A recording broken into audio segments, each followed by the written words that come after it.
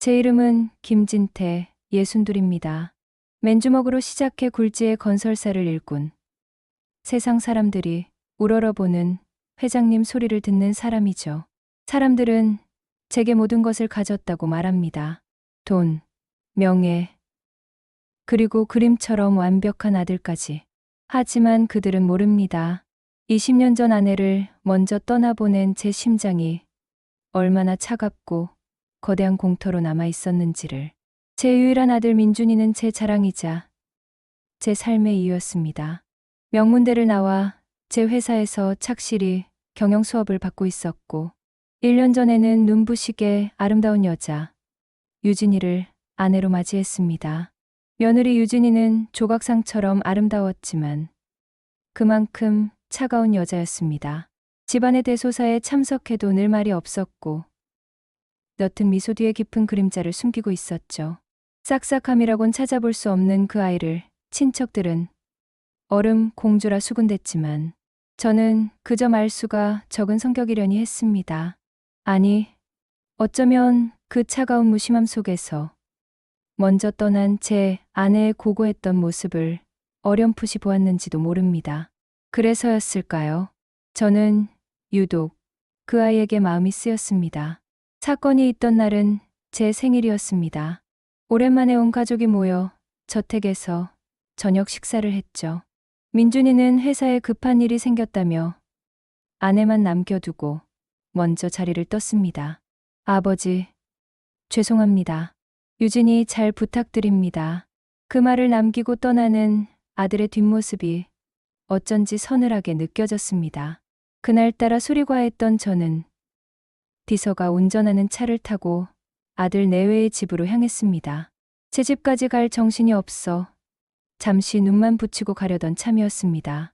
아버님, 안방 침대가 넓으니 거기서 주무세요. 저는 작은 방에서 자겠습니다. 며느리는 저를 부축해 안방으로 안내했습니다. 어지러운 속을 개워내고 슈트 상의만 벗어 던진 채 저는 그대로 침대 위로 쓰러졌습니다. 아들의 채취와 며느리의 은은한 향기가 뒤섞인 낯선 공간. 고된 하루의 피로와 취기가 한꺼번에 몰려와 저는 깊은 잠의 늪으로 빠져들었습니다. 얼마나 잤을까요? 칠흑 같은 어둠 속에서 누군가 이불 속으로 파고드는 온기가 느껴졌습니다. 부드럽고 향긋한 여인의 온기였습니다. 저는 꿈결인 줄 알았습니다. 20년간 잊고 살았던 아내의 품 같은 아늑함. 그런데 그 온기는 제 몸을 부드럽게 감싸 안더니 이내 제 바지의 버클로 손을 가져갔습니다. 찰칵하고 금속이 부딪히는 소리가 정적을 깨뜨렸습니다. 여보, 오늘 힘들었죠? 기다렸어요. 귓가에 속삭이는 목소리. 며느리 유진이었습니다. 순간 얼어붙었던 혈관으로 용암이 흐르는 듯했습니다. 머릿속에서는 경종이 울렸지만 20년간 잠들어 있던 몸은 의지를 배반하고 먼저 반응했습니다. 그녀는 저를 남편으로 착각한 것이 분명했습니다.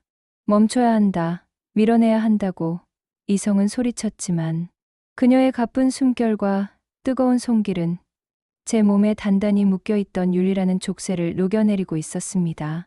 그것은 단순한 실수가 아니었습니다. 40년간 단 한 치의 오차도 없이 쌓아 올렸던 내 인생의 성벽이 무너지는 소리였습니다. 그녀의 뜨거운 입술이 제 몸에 닿을 때마다 성벽의 돌들이 하나씩 힘없이 무너져 내렸습니다. 그녀는 오랫동안 닫혀있던 내 안의 수문을 열어젖혔고 걷잡을 수 없는 경류가 터져 나왔습니다. 오늘따라 당신 몸이 더 단단한 것 같아. 더 뜨겁고. 그녀의 신음 섞인 속삭임은 마지막 남은 이성마저 집어삼켰습니다. 어둠 속에서 우리는 이름도 관계도 잊은 채 서로의 외로움과 갈증을 탐했습니다. 금지된 경계를 넘는 순간 죄책감마저 집어삼키는 황홀경 속에서 모든 것이 뒤엉켰습니다. 하지만 그 순간 그녀의 몸짓이 멈칫했습니다. 어둠 속에서도 무언가 다르다는 것을 느낀 것이었죠. 남편과는 다른 체격, 다른 호흡, 다른 무게감. 그녀는 천천히 몸을 일으켰습니다. 방 안의 공기는 숨막히는 긴장으로 가득 찼습니다. 그리고 그녀는 더듬더듬 침대 옆 스탠드를 켰습니다. 탁! 주황빛 불빛이 방 안을 비추는 순간 우리의 눈이 마주쳤습니다. 그녀의 얼굴에 떠오른 표정을 저는 평생 잊지 못할 겁니다. 놀람, 혼란, 충격, 그리고 수치심. 핏기가 사라진 하얀 얼굴과 지진이라도 난 듯 흔들리는 동공. 아, 아버님? 떨리는 목소리가 어둠을 갈랐습니다. 저는 아무 말도 할 수 없었습니다. 그저 굳어버린 채 이불을 움켜쥐고 황급히 몸을 가리는 그녀를 바라볼 뿐이었습니다. 온 세상이 멈춘 듯한 침묵. 그녀는 비명조차 지르지 못하고 옷가지를 챙겨 도망치듯 방을 뛰쳐나갔습니다. 방 안에는 그녀의 짙은 채취와 뜨거운 열기, 그리고 돌이킬 수 없는 실수의 흔적만이 남아 저를 조여왔습니다. 이건 실수가 아니다. 어쩌면 이것은 예정된 파국이었을지도 모른다. 그날 밤, 저는 한숨도 자지 못했습니다. 그날 이후 우리의 관계는 아슬아슬한 얼음판 위를 걷는 것 같았습니다. 서로를 피했지만 짧은 눈빛이 마주칠 때마다 그날 밤의 열기가 되살아나 숨이 막혔습니다. 그러던 어느 날 서재에서 발견한 그녀의 다이어리는 모든 것을 바꿔놓았습니다. 유리 감옥에 갇힌 채 외로움에 잠식되어가는 영혼의 절규. 저는 그제야 그녀의 차가운 가면 뒤에 숨겨진 상처를 보았습니다. 그날 밤 저는 그녀에게 다이어리를 본 사실을 털어놓았고 그녀는 참았던 눈물을 터뜨렸습니다. 그날 밤 실수였지만 저는 처음으로 살아있다는 느낌을 받았어요. 그녀의 고백은 마지막 둑을 무너뜨렸습니다. 저는 자리에서 일어나 그녀를 끌어안았습니다. 프리지아 향기가 제 온몸을 감쌌습니다. 죽은 아내의 향기. 그러나 지금 제 품에 안겨 떨고 있는 것은 너느리 유진이었습니다. 나도 잊을 수가 없었다. 제 고백에 그녀는 더욱 세게 저를 껴안았습니다. 그날 밤 우리는 실수가 아닌 선택을 했습니다.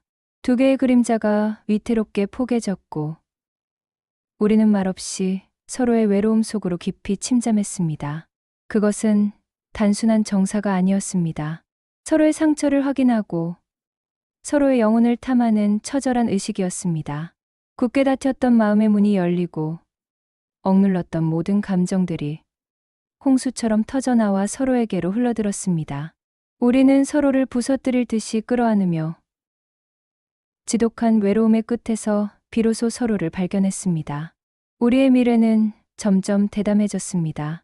민준이가 없는 집은 우리만의 성역이었습니다. 그녀는 제 품에서 비로소 얼음 공주의 가면을 벗고 뜨겁게 웃고 우는 여자가 되었습니다. 저 역시 20년간 잊고 살았던 남자의 심장을 되찾았습니다. 하지만 행복은 짧았고 불안은 길었습니다. 몇 달 뒤 유진이가 제게 떨리는 목소리로 말했습니다. 아버님, 아이가 생긴 것 같아요. 세상이 멈췄습니다. 기쁨보다 두려움이 먼저 온몸을 휘감았습니다. 아이는 누구의 아이인가? 내 아들의 아이인가? 아니면 내 아들의 아버지가 될 나의 아이인가?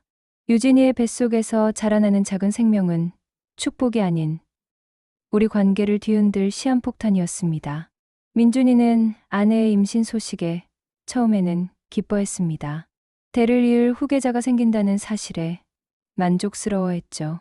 그러나 기쁨도 잠시, 아들의 눈빛은 서서히 의심으로 물들기 시작했습니다.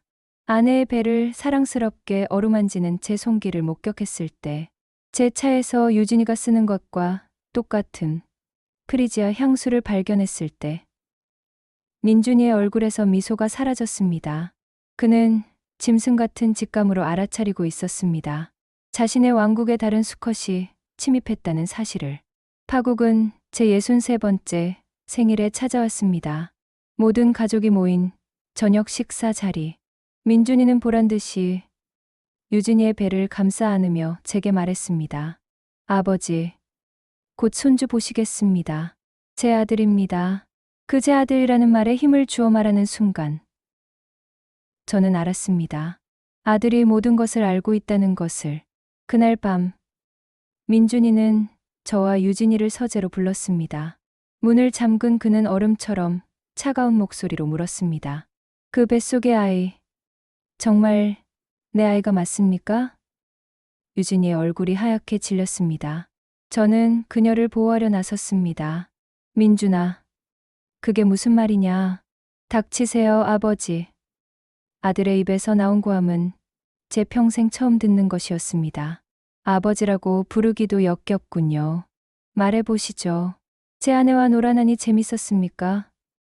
뱃속의 저 아이는 제 아들입니까? 아니면 제 동생입니까? 마지막 말은 비수가 되어 저와 유진이의 심장에 깊숙이 박혔습니다. 모든 것이 발각되었습니다. 변명도 용서도 없는 지옥의 문이 열렸습니다.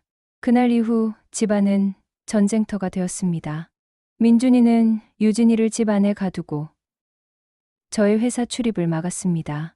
그는 아이가 태어나자마자 친자 확인 소송을 하겠다고 으름장을 놓았습니다. 유진이는 매일 지옥 같은 시간을 보냈고 저는 아들의 손에 모든 것을 빼앗긴 채 무력하게 지켜볼 수밖에 없었습니다. 몇 달 뒤 유진이는 아들을 낳았습니다. 아이는 저와 민준이를 반씩 닮아 있었습니다. 아이의 울음소리가 집안에 울려 퍼졌지만 그 누구도 웃지 않았습니다. 민준이는 아이를 안아보지도 않고 차갑게 유전자 검사를 의뢰했습니다. 결과가 나오기까지 일주일. 그 시간은 영겁과도 같았습니다. 그리고 운명의 날, 민준이는 검사 결과지를 들고 제 앞에 나타났습니다. 그의 얼굴에는 기묘한 미소가 걸려 있었습니다. 승리자의 미소였습니다. 축하드립니다, 아버지. 제 아들이 맞답니다. 99.9%. 순간 안도했지만 그것이 더 끔찍한 지옥의 시작이라는 것을 깨닫는 데는 오랜 시간이 걸리지 않았습니다. 민준이는 이 사회와 전 친족 앞에서 모든 사실을 폭로했습니다. 저와 유진이의 관계, 그리고 아이의 출생에 얽힌 비밀까지. 하지만 그는 마지막에 이렇게 덧붙였습니다. 그러나 하늘이 도우사 이 아이는 제 아들이었습니다.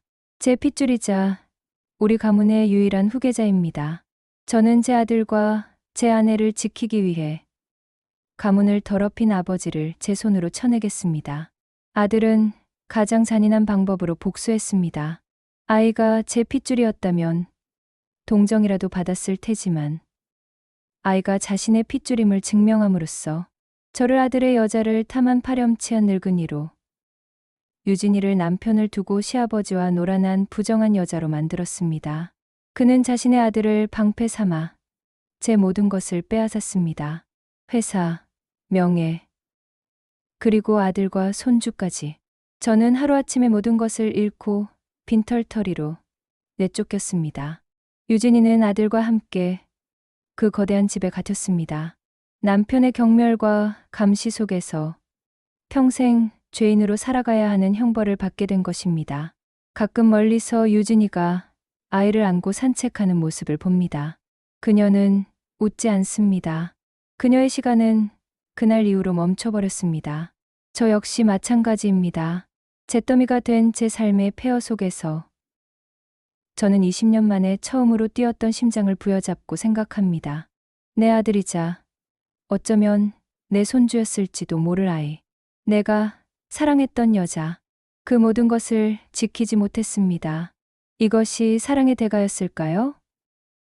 아니면 늙은이의 지독한 욕심이 불러온 파멸이었을까요? 오늘 이야기도 재미있게 보셨는지요? 여러분의 삶에 잠시나마 즐거움과 활력이 되었기를 바랍니다. 저희가 앞으로도 더 좋은 이야기를 가지고 찾아뵐 수 있도록 여러분의 따뜻한 응원이 필요합니다. 아직 구독을 안 하셨다면 화면 아래 구독 버튼 한번 꾹 눌러주시고요. 오늘 이야기가 마음에 드셨다면 좋아요도 잊지 말고 부탁드립니다. 여러분이 눌러주시는 구독과 좋아요 하나하나가 저희에게는 정말 큰 힘이 된답니다. 구독 버튼 옆에 있는 종 모양까지 눌러두시면 다음 이야기가 올라왔을 때 놓치지 않고 가장 먼저 소식을 받아보실 수 있습니다. 늘 건강하시고 행복한 나날 보내시길 바랍니다. 시청해주셔서 진심으로 감사합니다.